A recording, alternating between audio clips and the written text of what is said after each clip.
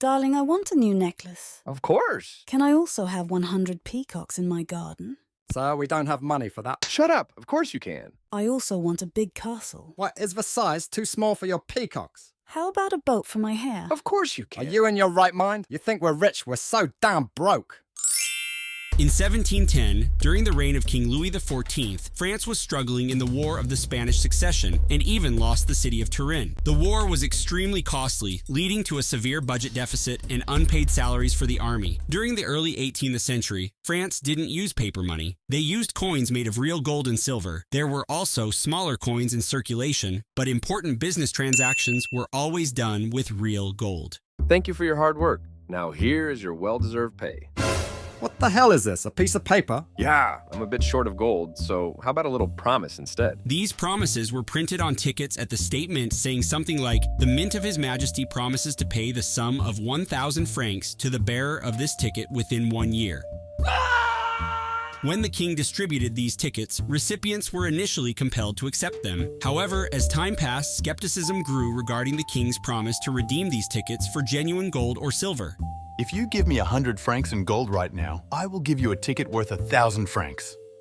No. Gold and silver became extremely rare, while these tickets kept circulating and losing their value over time. Meanwhile, the poor people were struggling as taxes continued to double each year. The government didn't even collect taxes directly because it lacked the necessary staff. Instead, it hired private financiers to handle tax and toll collection. These financiers fronted the money and managed the collection of various taxes and fees, especially gabelles. Once they had advanced the minimum necessary for the king, they used to keep the rest for themselves. They also formed a large company called the Firm Générale, which basically was a consortium of bankers. The Minister of Finances, Nicolas Desmarais, was worried. Your Majesty, we need to do something here. These bankers are collecting the taxes, but they are keeping the majority for themselves. We are so broke. Fine. Come up with a proposal. The idea of Nicolas Desmarais was to introduce a wealth tax, which would be levied on the assets of the wealthy. This tax would be in addition to the other taxes that were already in place. Before presenting his proposal to the king, he knew he must have it studied by a commission. Desmarais appointed a commission composed of his brother, his son-in-law, and his 2 brothers-in-law. No pressure here, folks. Just do what is right for the kingdom. Just remember, brothers always stick together. You were the perfect man for my daughter. And you two, I'm sure your wives don't know where you were last night. You mean the place you recommended? The commission approved the project. Your Majesty, the best experts in the kingdom approved my proposal. In 18th century France, while the payment of taxes was an accepted norm, the notion of disclosing one's wealth was viewed as a profound invasion of privacy, potentially sparking disputes among families and within communities. King Louis XIV, worried, asked for the help of his Jesuit confessor, Father Michel Letellier. Father, can I really do such a thing? Of course. The theologians of the Sorbonne said everything here belongs to the king, so taking something from them would be merely reclaiming what is already yours. The king was thrilled and called a finance council meeting for final approval. This council was composed of ministers, princes, and advisors. It was chaired by the finance minister and met in the presence of the king. So we are... Shut up.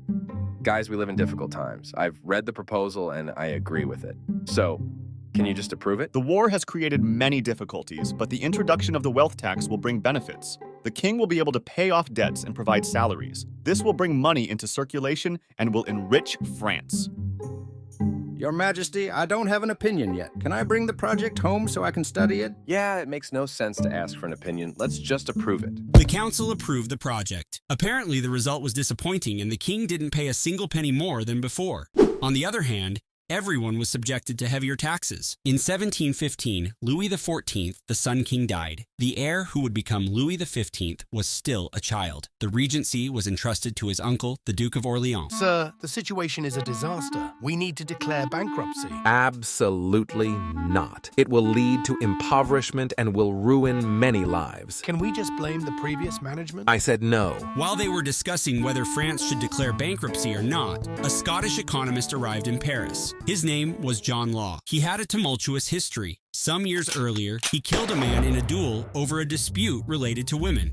Having been sentenced to death for murder in England, he spent some time in prison awaiting execution. However, thanks to good lawyers, he managed to have the charge reduced to manslaughter, allowing him to be released on bail. After that, he decided to flee from the United Kingdom and found refuge in Europe. This economic system based on gold and silver just doesn't make any sense.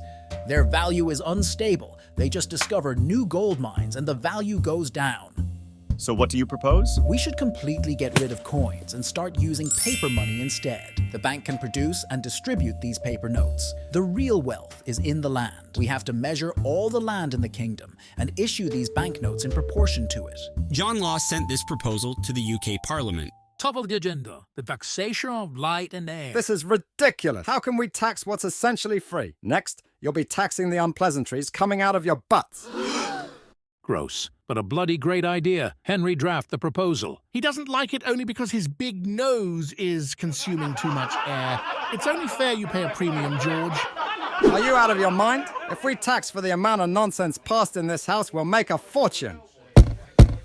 We will come back to this. Next. A proposal from John Law. So this madman who ran away after being convicted of manslaughter is saying we should remove all the gold and silver money in the British Empire and use pieces of paper instead? It seems so, yeah. Never going to happen in a million years. Rejected. After the British Parliament refused the proposal, John Law decided to try with the French government, meaning with the Regent, the Duke of Orleans. Although the Duke of Orleans was likable and well-intentioned, he was immensely lazy and unwilling to work. He used to spend his time indulging in pleasures and revelries, weakly resisting the excesses of orgies, drunkenness, and women.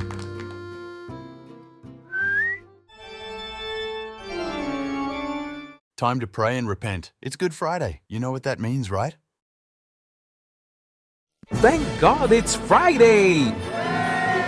Even if France at that time was an extremely Catholic kingdom, the Duke of Orleans was atheistic and did not believe in God at all. He was even trying to schedule his orgies on Good Friday. He was oddly interested in summoning the devil and used to spend a lot of money on swindlers and magicians who claimed they could do it. Sir, may I ask you what you think about my proposal?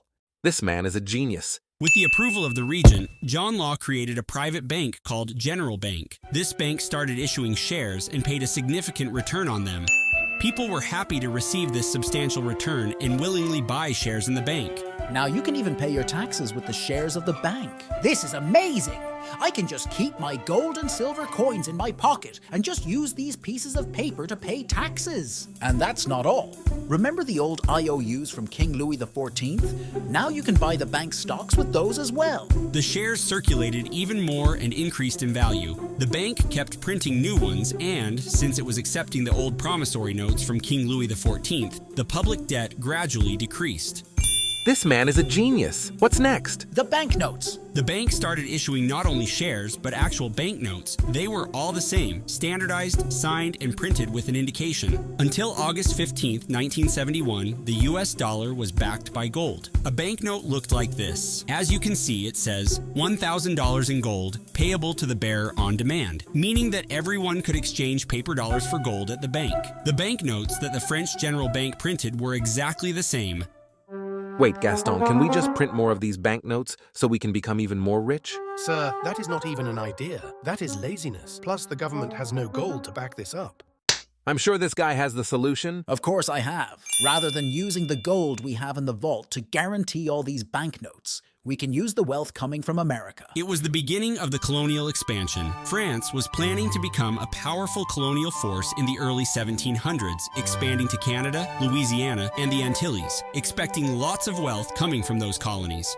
So what do you need? I need the monopoly of all trades with the colonies. Consider it done. It was a huge deal. John Law founded a company called the Mississippi Company, which was the only one that had the right to trade in goods like tobacco or sugar. The General Bank printed more banknotes on the promise of an expected enormous wealth coming from America. Sir, I have another proposal. Everything you need, my friend. Can I also have control of collecting the taxes? Say no more. Remember, taxes were collected by private entrepreneurs? John Law got the monopoly of this too. Yay! The same man was the president of the bank, the president of the company with a monopoly on all trades with the colonies, and the president of the company that collects all the taxes in the kingdom. The price of the stocks rose to the moon and everyone was so happy. This was one of the early cases of financial bubbles in history, famously known as the Mississippi Bubble. Many people made a lot of money, and for the first time in the history of the French language, a word was invented that didn't exist before, the word millionaire. The Regent decided to push things even further. I want John Law to become the finance minister. Sir, he is a Scottish Protestant. Only Catholics can be ministers. You know, I've always loved the Catholic religion. Converted to Catholicism, John Law is now the finance minister of France. He can now implement his original plan of outlawing gold and silver, leaving only banknotes. New exciting law. No one in the kingdom can possess more than 500 francs in gold. Wait a minute. This banknote says I can go to the bank at any time and change it for 1,000 francs in gold, but I can't keep them? People started being concerned. Journalists and writers began to express complaints against the minister. It was an absolute monarchy, and those who complained publicly were arrested and deported to the colonies. However, the Duke of Bourbon and the Prince of Conti, personally accompanied by a series of courtiers with luggage, showed up at the bank and exchanged all their banknotes for gold coins. At this point, panic broke out and the crowd rushed to the bank's headquarters in Paris. 17 died crushed to death at the bank's doors. Gaston, look at all the money I have. For once in my life, I finally did the right thing. You know that paper money that you have? Yes? Yeah, they're no longer valid. We're sorry, but no one will get paid. Bye. The treasurer and the director of the bank, who signed the banknotes, ended up in the Bastille. John Law managed to escape in time and went to Venice. The Duke of Orleans decided to use the little money they had to pay the small investors. Many big investors were ruined, but in the meantime, the public debt effectively disappeared. France started creating new public debt, borrowing money once again. The regency of the Duke of Orleans ended, and now on the throne there was Louis XV. He will reign for about 50 years. During that time, France lost the 7 Years' War against the United Kingdom, losing Canada and the colonies in India. Also, King Louis XV was a lover of many expensive mistresses, especially Madame de Pompadour. Yes! Yes! His ministers borrowed money, creating new public debt for nearly 50 years, pretending not to notice. In 1774, Louis XV died, and his grandson Louis XVI is now king. He was genuinely well-intentioned and keen to understand how things work. So, how are we going financially? It's a disaster, Your Majesty. The financial situation is again catastrophic, and the public debt is frightening. The war against the British was also very expensive, for which France lost a lot of its funds in the war effort. What do you suggest? There is an economist. Everyone is saying he is great. The first to be appointed finance minister was Anne Robert Jacques Turgot. He was an ultra-liberal, a man of integrity, devoted to the public good, and very popular at that time. So, what's the solution? The state must intervene as little as possible. We have to reduce taxes, eliminate tariffs, and allow goods to circulate freely. Sounds like a plan. What else? The real wealth is in the land. We will tax the products from there, whether agricultural products, metals or minerals. How about the trades? Not at all. No taxes at all for those who trade and process the products, no taxes for the industrialists who use metals for production of goods, and no taxes for the merchants who export the products, nothing. The industrialists and merchants were enthusiastic, but the members of the Ferme Générale, the private company that collects taxes for the kingdom and makes more profit when taxes are higher, strongly opposed Turgot. I don't care. Let's go ahead. Let's abolish all taxes on the wheat trade. The wheat trade was the most important in a world of poor people because most of them used to eat bread. Unfortunately, that same year, the wheat harvest was disastrous and consequently the price of wheat skyrocketed. The poor are suffering from hunger. And whose fault is it? Minister Turgot! He wanted to abolish all taxes and controls on the wheat trade, leaving people dying of starvation. Riots and uprisings for wheat began. Minister Turgot was forced to suppress them by force, and his popularity began to decline. Can we just declare bankruptcy and just not pay anyone? Absolutely not. It's dishonest. So we can raise the taxes? Absolutely not. Taxes are bad. Then do we accumulate more debt? Absolutely not. Public debt is a bad thing, and it needs to be reduced. So, excuse me, what exactly do we do? Can we just cut the court expenses and trim the budgets of ministries? They tried. It's not surprising that Turgot made more enemies. All the most important and influential people in the kingdom used to receive golden salaries and golden pensions. Turgot's popularity quickly collapsed. Louis XVI literally said, "How is it possible that no one is willing to make a small sacrifice? There's only you, Turgot." And I, who love the people. However, the opposition was so strong that Turgot was dismissed after less than 2 years. The new Minister of Finance was Jean-Étienne Bernard Clugny de Nuit. We have a new finance minister. Gentlemen, place your bets. I say he's going to last less than 2 years. I say 3 years. Impossible. He will only last for... Enough with this nonsense. He will immediately declare, I know it's said that the finance minister never dies in office. You'll see that I will contradict this saying. He meant that one stays so little time because they were immediately kicked out. I will not only be the best, but I will be the longest standing finance minister in the history of France. 5 months later. We have a new finance minister. Clugny de Nuit died after 5 months in the office. During his stay, he made one proposal. So what's the solution to raise money? Lottery. Lottery? The lottery did not exist yet. They invented it. It was a great success. People bought the tickets, and a small part of the money was given as a price, while the remaining went to the government. I love it. This is a great idea. Your Majesty, many are saying that it's a shame that the state enriches itself by playing on people's gambling desire. Do you have any other ideas? No, sir, that was the only one.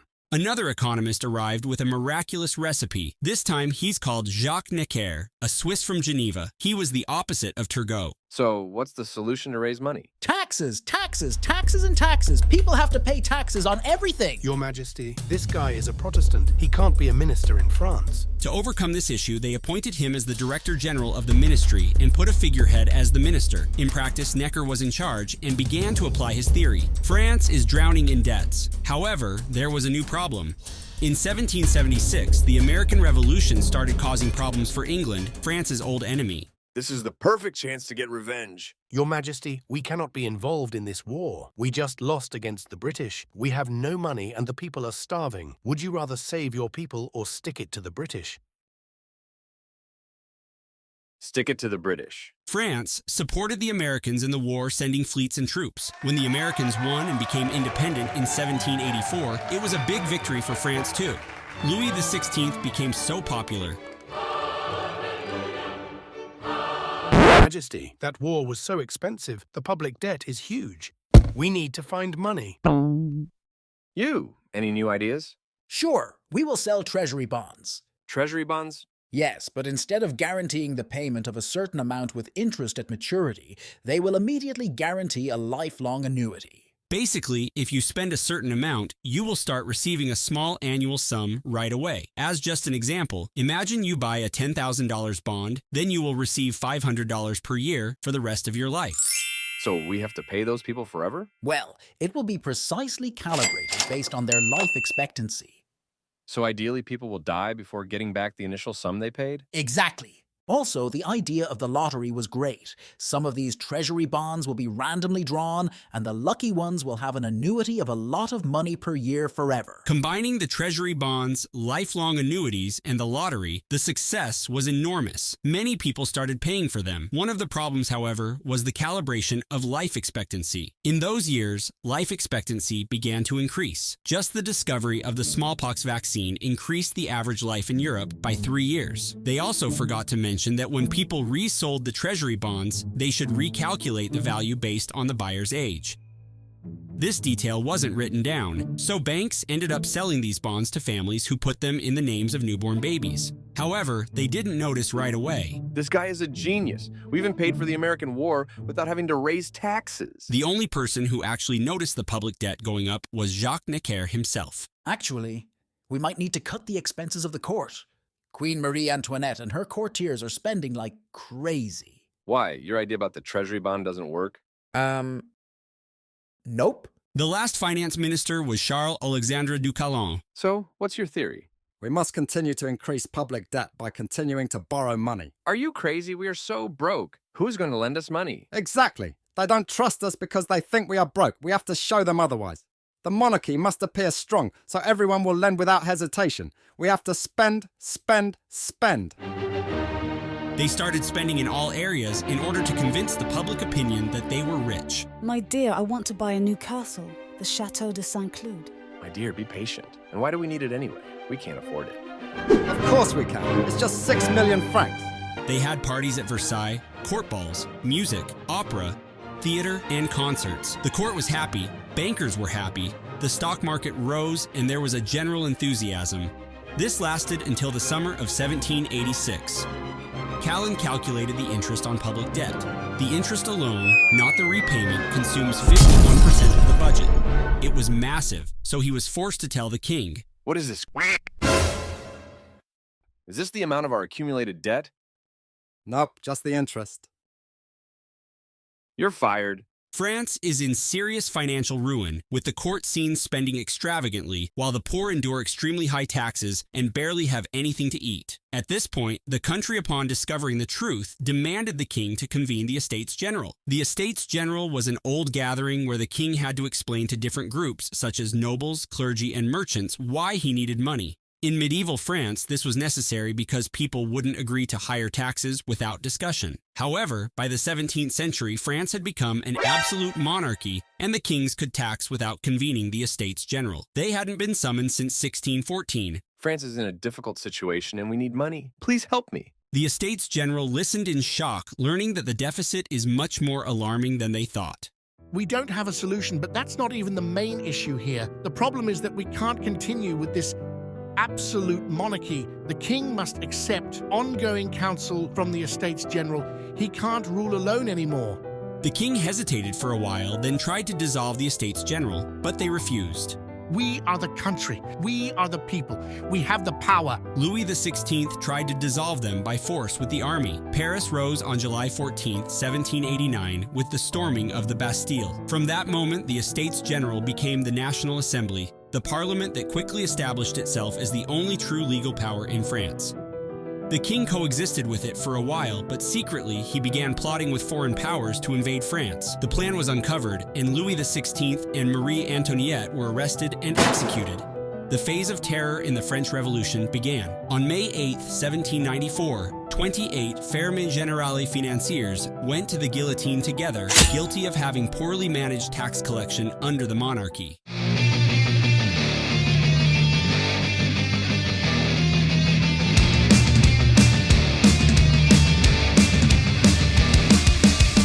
Taxes, taxes, taxes, and taxes. People have to pay taxes on everything.